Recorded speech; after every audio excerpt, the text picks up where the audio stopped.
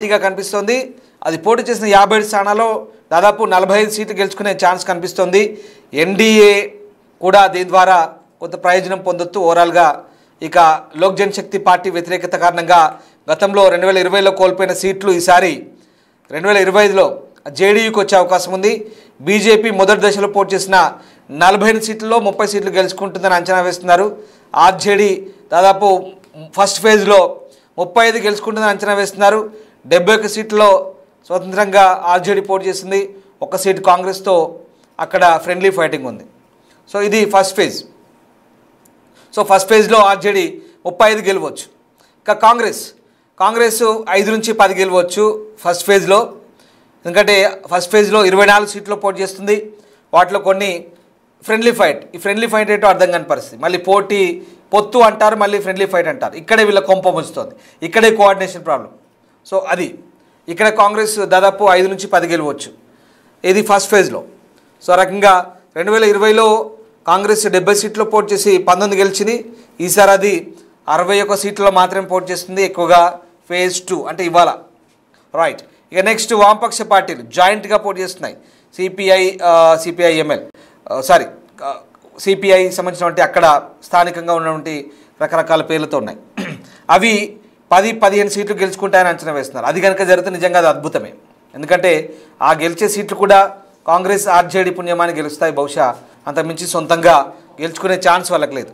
ఇక Bihar exit poll సంబంధించి ఆయా నేతలు స్పందిస్తున్నారు. ఇప్పటికే మార్పు వస్తుంది, ఈసారి ఖచ్చితంగా మార్పు ఉండబోతుందంటూ చాలామంది అంచనా వేశారు. ఎందుకంటే నితీష్ కుమార్ను ఈసారి ప్రజలు పక్కన పెడతారన్నారు. కానీ మళ్ళీ బీహార్ ఎన్నికల ఫలితాలు చూస్తే నితీషే కింగ్ అంటున్నారు. నితీషే మళ్ళీ ముఖ్యమంత్రి కాబోతున్నారంటూ వస్తున్న వార్తలు.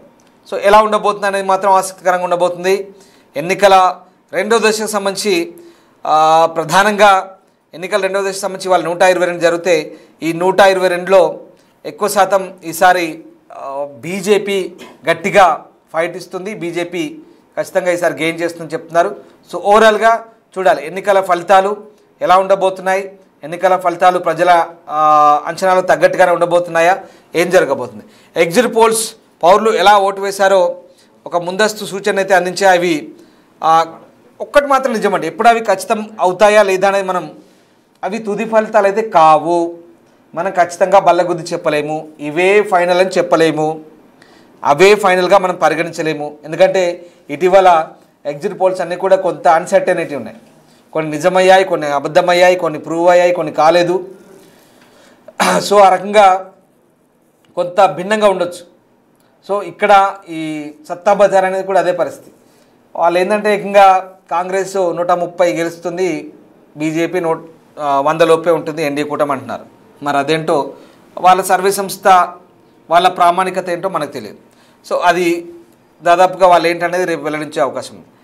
ఇక మై యాక్సిస్ ఫలితాలు రేపు రావచ్చు బహుశా, వాళ్ళ అంచనా ఫలితాలు రైట్. ఇక మొత్తం మీద ఓట్ల లెక్కింపు అయితే 14వ తారీఖున జరుగుతుంది. అదే రోజున ఫలితాలు అయితే వస్తాయి. సో ఆ ఫలితాల రోజు మరి ఈ మొత్తం వ్యవహారం ఏంటనేది మనకు తేలబోతుంది.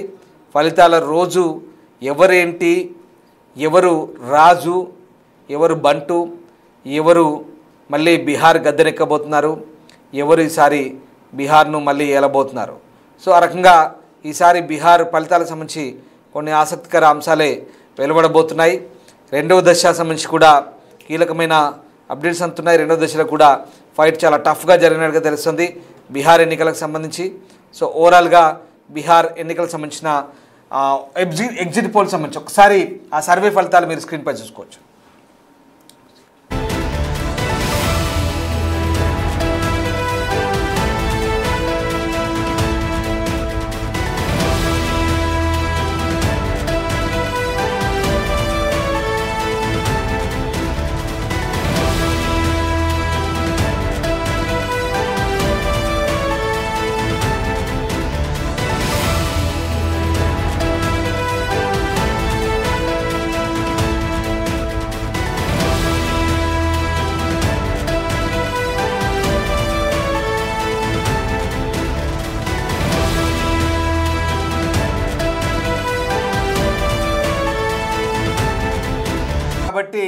యాజ్ యూజువల్గా జూబ్లీహిల్స్లో పోలింగ్ శాతం చాలా తక్కువగానే ఉంది.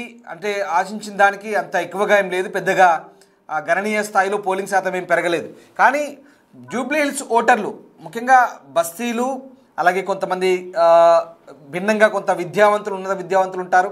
ఓవరాల్గా ఏదేమైనా అర్బన్ ఓటర్స్ కాబట్టి ఇక్కడ ఓటర్ల ఆలోచన విధానం ఎట్లా రిఫ్లెక్ట్ అయిందనుకోవచ్చు. సర్వే సంస్థల అంచనాలు దాదాపుగా వాటి క్రెడిబిలిటీ మనం ఎంత ఉందనుకోవచ్చు. నిజంగా ఈ ఓటింగ్ శాతాన్ని బట్టి చూస్తే కనుక మీకు ఏమనిపిస్తుంది, మీ అబ్జర్వేషన్ ఏంటి? ఖచ్చితంగా మీరు చెప్పినట్లు ఎన్నికల్లో కొంత పోలీసు అయితే తరలిన పరిస్థితి కనిపించలేదు. కాకపోతే లాస్ట్ ఇయర్ ది మనం పరిశీలిస్తే 47% మాత్రం లాస్ట్ ఇయర్ జరిగినటువంటి ఎన్నికల్లో పోలింగ్ పర్సెంటేజ్ నమోదైంది. కానీ ఇక్కడ గంట సమయం పెంచడం అనేది కొంత 5 నుంచి 10% ఓటింగ్ పర్సెంట్ పెరిగినట్లుగానే మనం అర్థం చేసుకుంది. ఎందుకంటే 5 గంటల వరకు పోలింగ్ శాతాన్ని మనం పరిశీలిస్తే 47% పైగా పోలింగ్ శాతం అనేది నమోదైంది. చివరి